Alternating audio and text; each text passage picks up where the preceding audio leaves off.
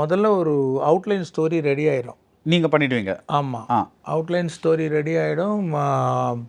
அதுக்கப்புறம் டிஸ்கஷன் உட்காருவோம். டிஸ்கஷன் உட்காரும்போது பேசிக்கிட்டே இருப்போம். ஆனால் அவர் எதுவுமே பேச மாட்டார், எதுவும் சொல்ல மாட்டார், சீன் சொல்ல மாட்டார், கதை சொல்ல மாட்டார், டயலாக் சொல்ல மாட்டார், ஒன்றும் சொல்ல மாட்டார். ஜஸ்ட் இல் அப்சர்வ், தட்ஸ் ஆல். நம்ம உட்காந்து நான் கதை பேசி பேசி பேசி பேசி இப்படி வந்துக்கிட்டே வளர்ந்துக்கிட்டே இருக்கும்.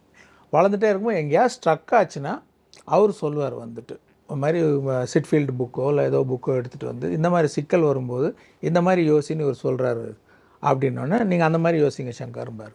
ஸோ நான் நைட்டு உட்காந்து அவர் சொன்னபடி யோசிக்கும்போது அதுக்கு ஒரு சொல்யூஷன் கிடைக்கும். இந்த மாதிரி he was guiding me like a professor.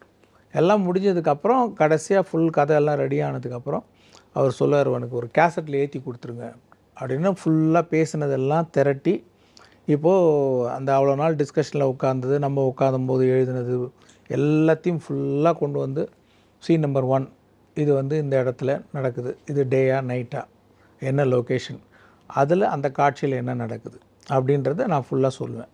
அதில் கீ டயலாக்ஸ் கதை பேசும்போது சில டயலாக் வந்து விழும் இல்லையா, அதெல்லாம் பேசிவிட்டு அந்த முழுமையாக அந்த சீனில் என்ன வரணும் அப்படின்னு சொல்லிவிட்டு சீன் 1லேருந்து சுபம் வரைக்கும் ஃபுல்லாக அந்த கேசட்டில் ஏற்றி கொடுத்ததுக்கப்புறம் அவர் அப்புறம் எழுதி கொண்டு வர்றார்.